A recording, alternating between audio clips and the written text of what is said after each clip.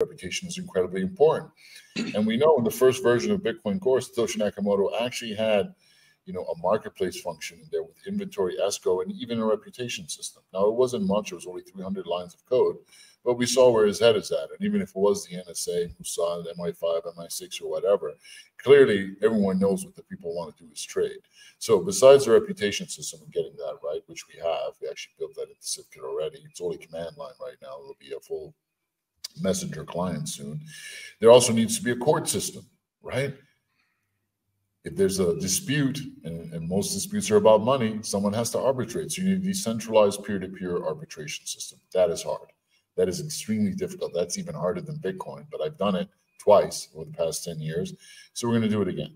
And then you also need some form of issuance, internal eCash, stable coins, whatever you want to, however you want to run it internally. So with those three ancillary services and a marketplace, you actually have, you know, something real. That's why I called it Civilization Toolkit, because 99% of governance is about money, right? And people just want to trade.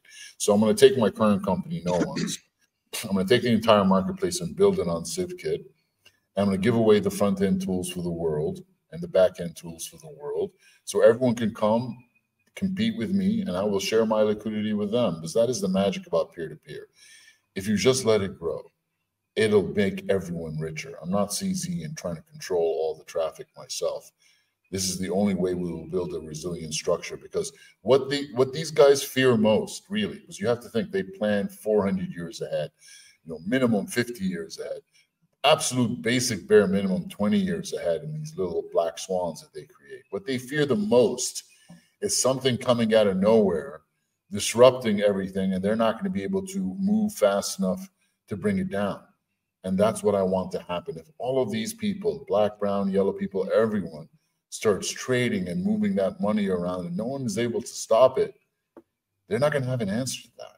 That's going to create jobs. That's going to create wealth. That's going to make that money move around. And once that, you know, that lifeblood of humanity, which is money, starts moving around, this dormant, paralyzed human body is going to rise up like a giant. And maybe we'll get on our 2 feet soon enough to squash this hideous, annoying, evil little goblin that's been stabbing us in the eyes and the balls for the past 2,000 years. That's all I'm doing.